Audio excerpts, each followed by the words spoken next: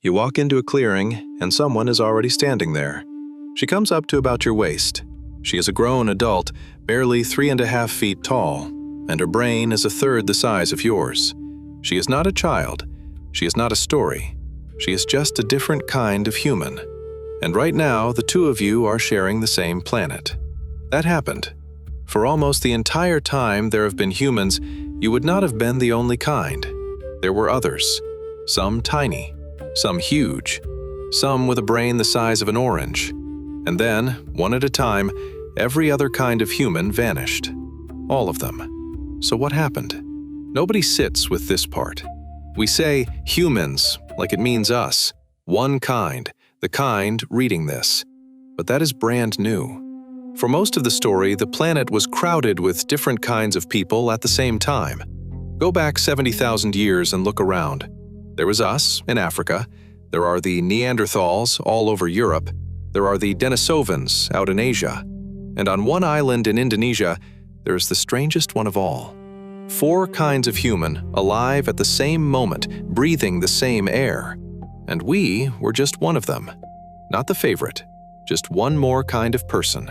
So let me introduce you to them. And let me start with the one that sounds made up.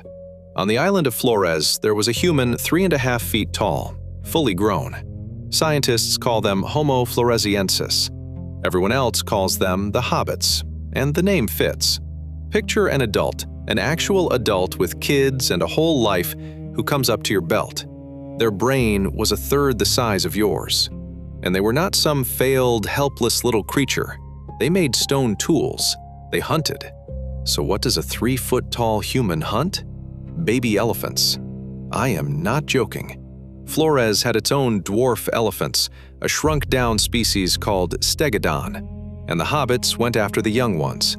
A tiny person creeping up on a miniature elephant in the forest. That was dinner. And here is where the island turns into a nightmare. While the hobbits hunted, something hunted them. Flores had giant storks. Not cute storks.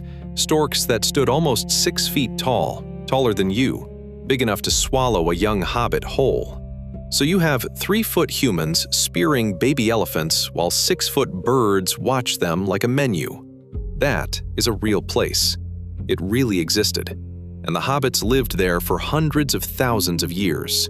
The people who live on Flores today still tell stories about small, hairy, human-like things that lived in the forest and crept into villages at night. They call them the Ebu Gogo. The locals call it a legend. But the hobbits were on that island until shockingly recently. So you tell me. Now meet one that is strange in a completely different way. Down in South Africa, there was a human called Homo naledi, 5 feet tall, light, with hands built for fine, careful work. And again, a brain a third the size of ours, orange-sized. By every rule we thought we knew, a brain that small means simple. No big ideas, nothing fancy. Then look where we found them. Deep inside a cave system, down a series of cracks so tight that grown, modern humans can barely force their way through in total darkness. Somebody placed naledi bodies. Several of them. In a chamber nothing falls into by accident, 250,000 years ago. There is no way down there by mistake. Somebody carried them in. A human with a brain the size of an orange, taking its dead into the dark and laying them down, before we were even really us. Then there is Homo luzonensis, off in the Philippines, another small human, and a strange mosaic. Some of it looks modern. Some of it, like the curved bones in the hands and feet, belongs to something that still spent half its life up in the trees. A person caught between 2 worlds. And standing behind all of them, the old one, Homo erectus. Erectus was the pioneer, the first kind of human to walk out of Africa entirely and keep going, all the way to China, all the way to Java. And erectus lasted. We have been here a couple 100,000 years, and we already act permanent. Erectus ran 9 times longer than we have so far, the longest run any kind of human ever had. There is one more, and this one is a ghost. The Denisovans. We barely know what they looked like, because for years almost everything we had was a single finger bone in a cave in Siberia. A whole kind of human, an entire people, found from a pinky. They were out there. We just keep stumbling onto the edges of them. And the famous one, the Neanderthals, I am almost skipping. Here is why. They are the closest to us. Strong, clever, cold-proof, burying their dead, making real tools. Clean one up, put a coat on him, sit him on a train, and people would not look twice. That is the point. Neanderthals are interesting because they are so close to us. The Hobbits are interesting because they are so far from us. And all of them were real, and all of them were here at once. So where did every one of them go? Why is there one kind of human left, and why is it us? Same answer for nearly all of them. Us. We did this.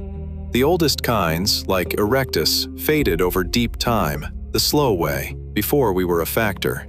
Fine, but watch what happens to the humans who were still out there when we spread out of Africa into the rest of the world. The Neanderthals, the Denisovans, the Hobbits. Every place we walked into, the people already living there stopped existing. That is not a coincidence. Take the Neanderthals, because they are the ones we can study. These were not weaklings. They survived ice age after ice age across Europe for 200,000 years before we ever showed up. They were built for that world. Then we arrived, and within a few thousand years, they were gone. We did not need spears to do it. We won by being more. There were more of us. We ate a wider menu, so when the big animals got scarce, we had backups, and they did not. We hunted with better weapons. We talked and traded across bigger networks, so a good idea traveled further and faster. And we carried diseases out of Africa they had never met and could not fight. Their numbers were already small. Squeeze that small group from every side at once. Food, weather, sickness, competition. You do not need a war. You just need them to lose a little every generation. Fewer children, less ground. For long enough. 40,000 years ago, the last Neanderthal died, and nobody came to replace them. And the Hobbits? 50,000 years ago, they were still on Flores. Then we reached those islands. Then there were no more Hobbits. Same story, different island. So sit with the answer. Earth was full of different kinds of human. People the size of a child. People with brains like an orange who carried their families into the dark and laid them down. People who lasted 10 times longer than we have. People we know from a single finger. They walked this planet for hundreds of thousands of years, and then we showed up. And we did not share it with them. We took it. One by one, every other kind of human disappeared, until there was one kind of human left on the entire planet. You. And that was not an accident.